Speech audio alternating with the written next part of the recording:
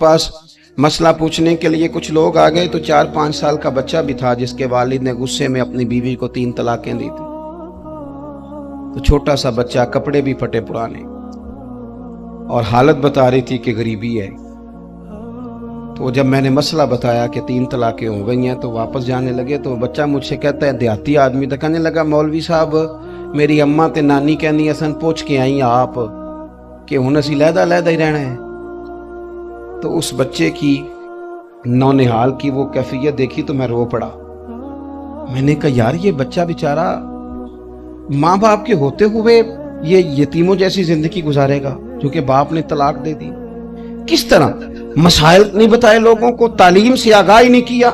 और इसमें बहुत बड़ा जुल्म है उन लोगों का भी जो जनाजे पे खड़े होके तो कह देते हैं मेरी तरह के लोग, अच्छे उलमा की बात नहीं करता, वो कह देते हैं देखो जिन लोगों को जनाजा नहीं आता, भैया आपने किस दिन इशा के बाद क्लास लगाई थी जनाजा सिखाने की? ये तो आपने कह दिया लोगों को कुरान की ठीक नहीं आता। तो यहां तो बेचारी बीबियां जिनको सही पढ़ना नहीं आता वो मिशन बना लेती हैं कि मैंने इतने 100 को कुरान पाक पढ़ाना है, बेवा हो गई हूं, तलाक याफ्ता हो गई हूं, सारी जिंदगी कुरान पढ़ाऊंगी। हम क्यों ये मिशन नहीं बनाते, क्यों इस तरफ सफर नहीं करते? एक तो दीनी मालूमात में, दीनी उलूम में अपने आप को लगाएं और ज़ौक़ पैदा करें कि जो चीजें मुझे नहीं आती मैंने वो सीखनी है, जो मामलात मुझे नहीं आते मैंने उनकी तरफ सफर करना है। एक तो अपना ये मिजाज बनाएं। और जब आप दीनी उलूम सीखते हैं तो पता है कौन सा मंजर कायम होता है? मंजर वो बनता है कि हजरत अबू हुरैरा भी दीन सीखा करते थे, हजरत अब्दुल्ला इब्ने उमर भी असहाबे सुफा में रहा करते थे, हजरत अनस बिन मालिक भी रहा करते थे। और ऐसा मंजर बनता है कि हजरत सैयदा खदीजतुल कुबरा रज़ी अल्लाह तआला अन्हा फरमाती हैं, सैयदा फातिमा हुजूर की गोद में बैठी होती थी और नबी पाक से बातें पूछती थी और हुजूर उन्हें बता रहे होते थे। सैयदा आयशा हुजूर से दीन की बातें पूछती। चौथा हिस्सा हमारी फिका के उसूल हजरत फातिमा की, हजरत आयशा सिद्दीका की मरवियात पर मबनी है।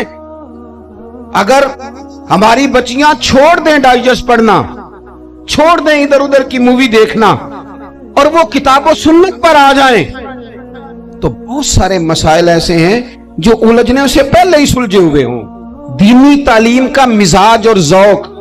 और दूसरी आयत करीमा मैंने तिलावत की, अल्लाह करीम ने कुरान मजीद में फरमाया, या अय्युहल्लज़ीना आमनू कू अनफुसकुम व अहलीकुम नारा, ऐ ईमान वालों खुद भी दोज़ख की आग से बचो और अपने घर वालों को भी बचाओ।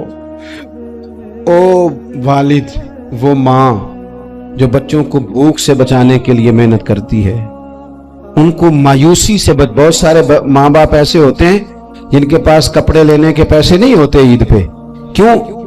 अजान शुरू होगी जी, अजान सुने जी।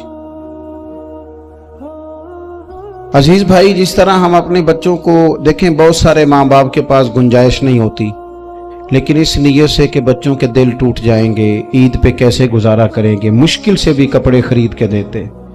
इस तरह हम अपने बच्चों को भूख से, प्यास से, मायूसी से बचाते हैं। इस तरह हमारे रब ने हमारे जिम्मे लगाया है कि तुम अपने बच्चों को कोशिश करो दोज़ख की आग से बचाने की।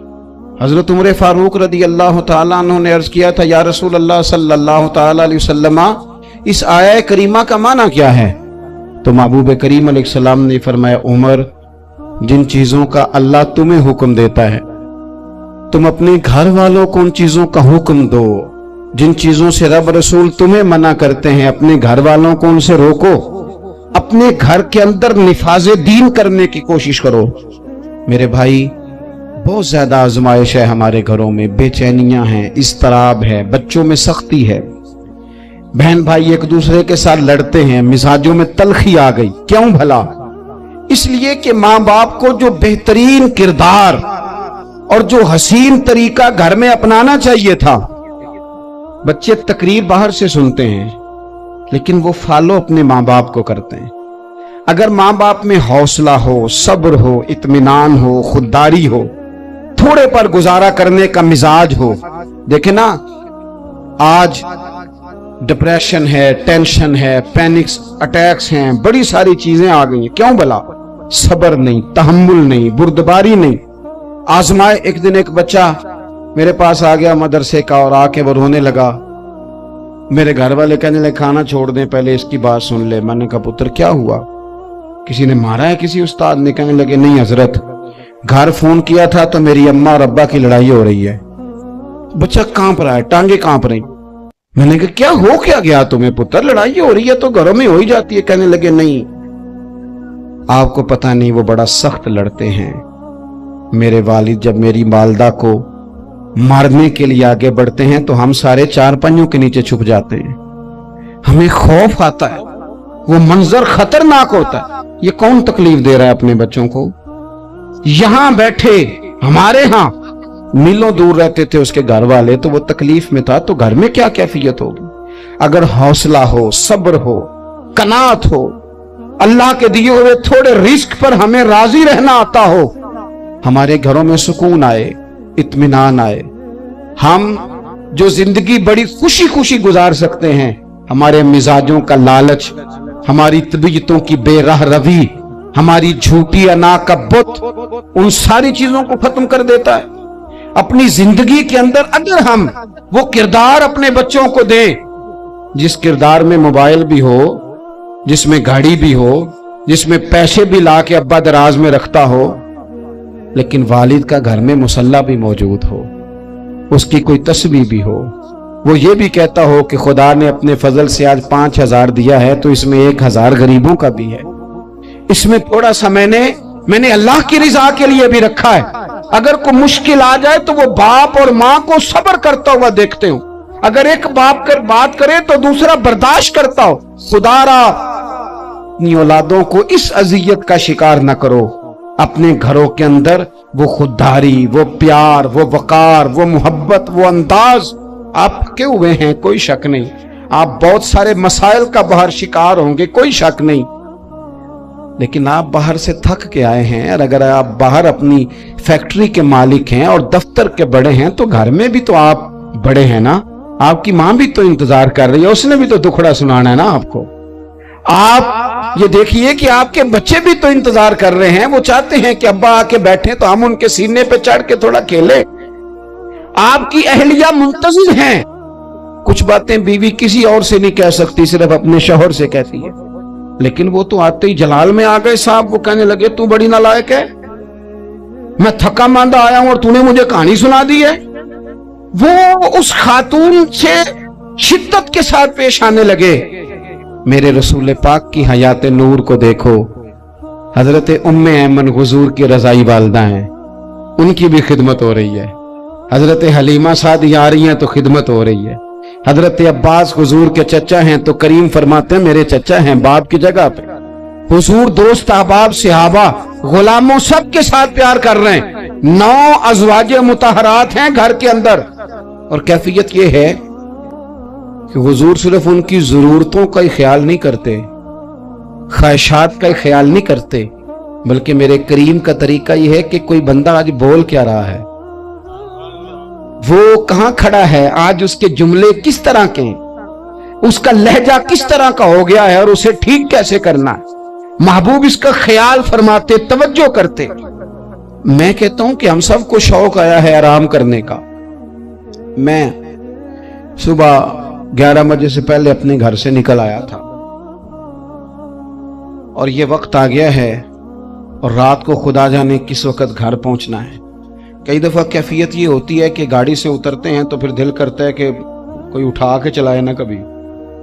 इसके बावजूद बहुत सारे लोग नाराज रहते हैं कि हमसे मिल के नहीं गए, फोटो नहीं खिंचवा के गए, फलानी जगह चाय नहीं पी के गए।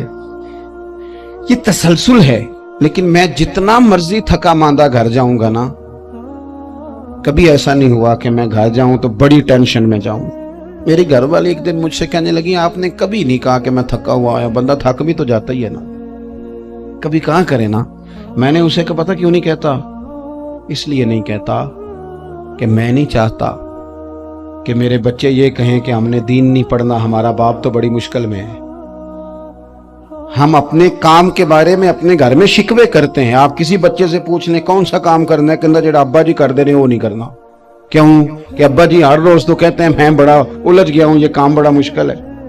मैं चाहता हूं कि मैं अपने बच्चों को ये बताऊं कि पुत्र मैं तो जिधर जाता हूं फूल ही फूल हैं, मैं तो जिधर से गुजरता हूं मोहब्बत ही मोहब्बत है, मैं तो जिधर से देखता हूं दुआएं ही मिलती हैं, ताकि उनका शौक पैदा हो। मेरे अजीज, आप थोड़ा सा दिल बड़ा करें।